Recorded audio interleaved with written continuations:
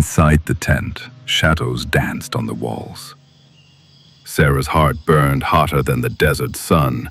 Promises had been spoken to her, yet years slipped away like sand through open hands.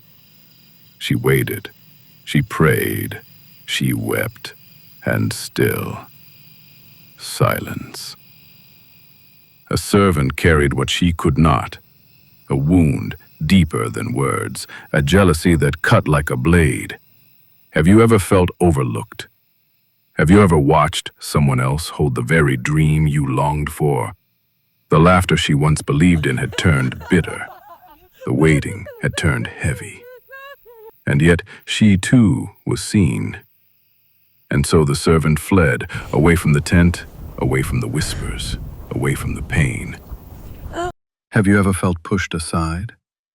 Have you ever been cast out by the very ones you trusted most? The sun was merciless. The wind whispered no comfort. She had no home, no future, only the sting of betrayal pressing on her heart. Was this the end or the beginning? This is the story of Hagar.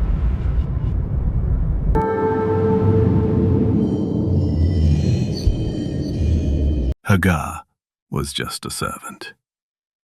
A young woman from Egypt, born not to freedom, but to labor.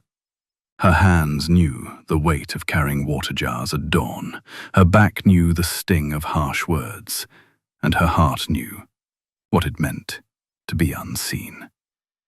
She was one among many in Abraham's household, moving quietly through the camp, her presence hardly noticed, her voice seldom heard. But history has a way of turning its gaze toward the least expected. And though Hagar began as only a servant, her footsteps would carve a path into destiny. The desert camp was alive each morning, with the sounds of animals bleating, fires crackling, and servants bustling about. Hagar moved swiftly, carrying baskets of grain, smoothing tent walls, tending to Sarah's commands. Sarah, the wife of Abraham, beautiful, dignified, but burdened with sorrow. For though she had wealth, honor, and her husband's love, she carried a wound she could not heal. She had no child. Hagar often watched her mistress sitting alone in her tent, eyes fixed on the horizon, as if waiting for an answer that never came. Hagar pitied her, though she dared not speak it aloud. For a servant's compassion could easily be mistaken for insolence. As years passed, Sarah's grief turned sharp. She could not bear the silence of her empty arms. In desperation, she looked upon Hagar, young, strong, fertile. And so Sarah formed a plan. Take Hagar, let her bear a child for us. Take Hagar, let her bear a child for us. Abraham, though troubled, agreed. Hagar was given to him not as a wife, not as an equal, but as a vessel, a living solution to Sarah's pain. And so Hagar, the servant, became more than she ever imagined and less than she ever wanted. She carried Abraham's child, but not his heart. She was lifted high in her mistress's eyes and despised for it all the same. At first, Hagar felt pride. She was no longer invisible. She carried within her the future of Abraham's house. When she walked, servants whispered. When she touched her belly, Sarah's eyes burned with jealousy. But pride and envy are dangerous companions. Their presence in one household was like fire and dry straw. Sarah's bitterness grew. Hagar's pride sharpened. Harsh words were exchanged. Silence turned to slamming tent flaps. And Abraham, caught between the two women, struggled to keep peace in a war he could not control. The child had not yet been born, and already his presence had torn the camp in two. One evening, when the weight of Sarah's anger grew unbearable, Hagar fled. She slipped into the desert night, leaving behind the tents, the fires, the murmurs of the camp. The wilderness greeted her with silence, broken only by the crunch of sand beneath her bare feet. By morning, the sun blazed mercilessly. Her skin burned, her lips cracked, her steps slowed. Collapsed beneath a lone desert bush, Hagar wept. Her tears darkened the sand. She cried not only for herself, but for the life within her, for the child she feared would die before his first breath. Then, in the silence of her despair, a voice came, clear, steady, kind. Hagar, servant of Sarah, where have you come from, and where are you going? She lifted her head, startled, and before her stood a figure radiant with light. Not the blazing fire of the sun, but a gentler glow, as if hope itself had taken form. Trembling, she answered, I am fleeing from my mistress. And the voice replied, Return to her, do not be afraid, for the child you carry will live. He will be strong, fierce as the wild donkey, free to roam the wilderness. His name shall be Ishmael, for the Lord has heard your misery. Hagar's tears fell again, but this time not from sorrow. In the vast emptiness, she realized she was seen. Time passed, and the child was born. Abraham named him Ishmael.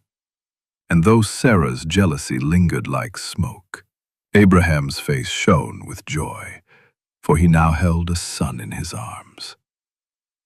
Hagar cherished her child, shielding him from bitterness, whispering to him at night, You are seen, you are loved, you will be strong.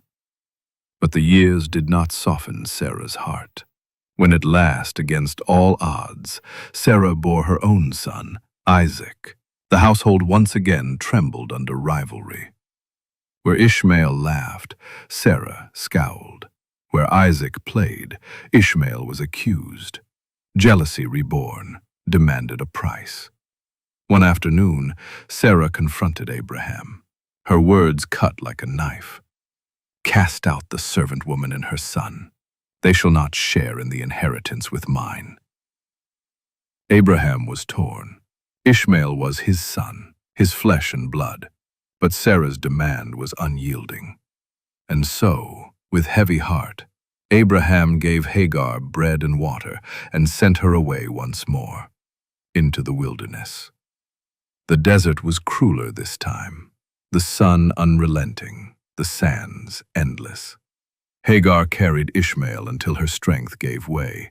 The water skin emptied, hope slipping away with every drop. At last, she could go no further. She laid Ishmael beneath a bush, shielding him from the burning sun. She stepped back, for she could not bear to watch her child die. Her cries echoed across the dunes. Do not let me see the boy's death. Her voice broke, and silence answered, but only for a moment. From heaven, the voice came again, gentle, steady, unwavering. Hagar, do not be afraid. Lift the boy, hold him fast, for I will make of him a great nation. And as her eyes lifted, she saw it, a well, a spring bubbling in the heart of the desert. She ran, filled the skin with water, and pressed it to Ishmael's lips. His chest rose with breath again, his eyes opened, hope returned. In that moment, Hagar knew the wilderness would not have the last word. From that day forward, Hagar and Ishmael made their home in the wild. Ishmael grew strong, skilled with the bow, a son of the desert. His laughter once again filled Hagar's heart with joy. And though the world called her a servant, heaven called her seen. Though others cast her out, God drew near. Though Sarah's jealousy shaped her pain, God's promise shaped her destiny. That was the story of Hagar. Kindly subscribe and hit the notification bell, so when we post a new video, you will be notified.